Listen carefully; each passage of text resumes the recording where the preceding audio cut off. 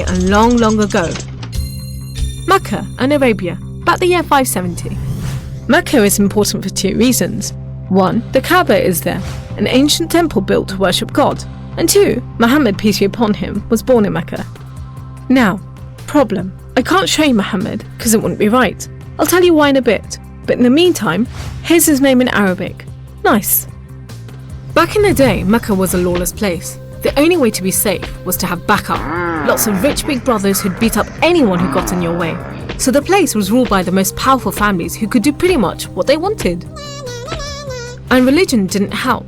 By this time, the Kaaba had been filled to overflowing with 360 idols that did nothing to help anyone. So it was a tough place to grow up if, like Muhammad, you were a poor orphan and believed in just one God you couldn't see, like the Jews and the Christians. He called him Allah, the God, in Arabic there.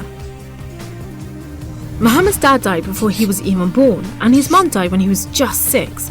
So he was brought up by his grandfather, Abdul Muttalib, and then, when he died too, by his uncle, Abu Talib, who had the respect of the city's ruling families, so Muhammad was safe for the time being. Muhammad started out as a shepherd and then became a businessman, travelling about buying and selling stuff for rich clients. When he did some work for a rich widow called Khadija, she was so impressed by his honesty and skill that they ended up getting married, and for a while it looked like Muhammad was going places. Well, he was, but not how you think. Every year in the month of Ramadan, different calendar, different names for the months, there was a big party around the Kaaba when people made sacrifices to the idols. Muhammad hated it, so he'd get out of town and sleep in a cave he'd found on top of a nearby mountain. One night, Muhammad's praying to Allah when wham! There's the angel Jibreel, you might say Gabriel, standing right in front of him. Read, says the angel, but Muhammad couldn't read. No schools, you see. Jibreel keeps on at him. 3 times he says, read. Then he grabs hold of Muhammad and wham! Again, it's like Muhammad's learnt the words off by heart. So he recites the message out loud. Read in the name of your Lord, who created man from a drop of blood. Read, for your Lord is most generous.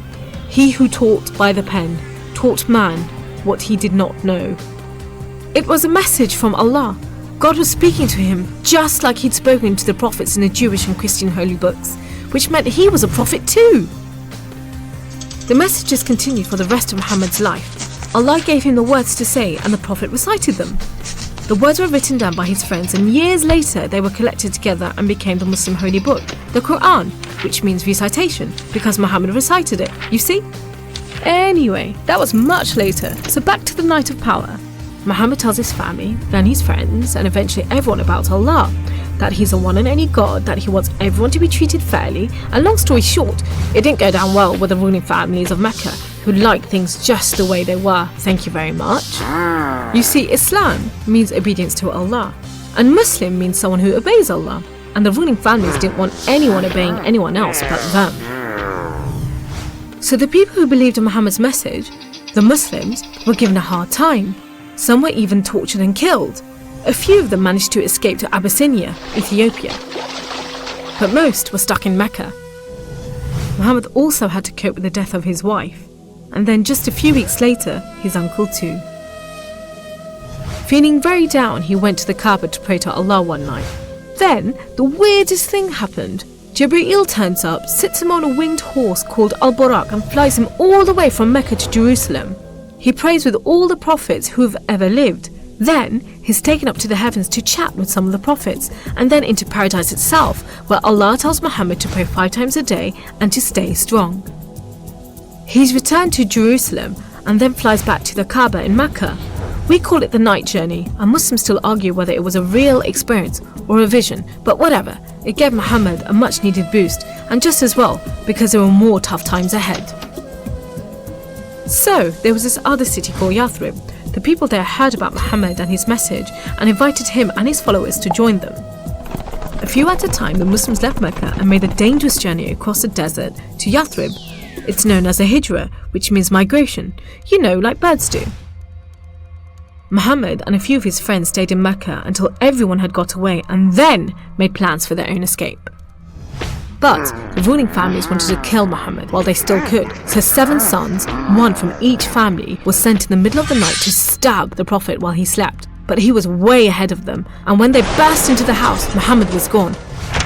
Trackers were sent out to hunt him down. Muhammad and his best friend Abu Bakr took a roundabout route to try and shake off the pursuit, but the trackers were too good and slowly gained on them. So Muhammad and Abu Bakr hid in a cave and prayed that no one found them. The trackers found the cave all right, but they didn't bother going in to search. There was no way Muhammad could be inside, they thought. There was a spider's web over the mouth of the cave and a nesting bird at the entrance. He must have given them the slip. So off they went, leaving Muhammad and Abu Bakr protected by a spider and a bird.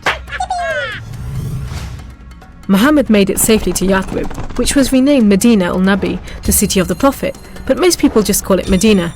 But Muhammad's worries weren't over yet. There were 3 big battles between the Muslims and the Meccans. First, the Battle of Badr, when Muhammad and just 313 men faced 1,000 Meccan soldiers. Miraculously, the Muslims won. Then there was the Battle of Uhud, which didn't go so well. Some of Muhammad's men disobeyed his orders and ran off during the battle to raid the Meccans' camp, and so the Muslims were outmaneuvered. Then there was the Battle of the Trench. Medina was protected on 3 sides by mountains, so when the Meccan forces advanced in the city, the Muslims just dug a deep trench. The Meccans made camp, but the weather was terrible. Pouring rain put out their fires and howling winds blew down their tents. Eventually they gave up and went back to Mecca. It was all a bit embarrassing. They were losing the respect of the local tribes who were flocking to join the Muslims. So a peace treaty was signed at Hudaybiyah, but it wasn't long before the Meccans broke it. Muhammad decided that enough was enough. By now he had over 10,000 men, so he led them across the desert to Mecca. The ruling families realized they'd made a huge mistake, but it was too late. All they could do was surrender and hope that the Muslim army killed them quickly. But Muhammad said there should be no more fighting. He rode into Mecca and went straight to the Kaaba. He circled it 7 times anti-clockwise and smashed all the idols, rededicating the Kaaba to Allah. And that's why I'm not going to show you Muhammad.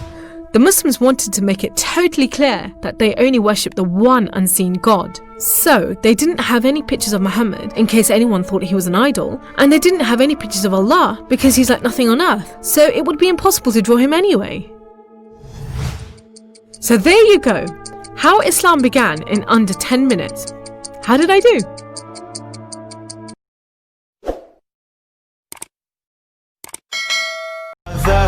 It's caught in the crossfire.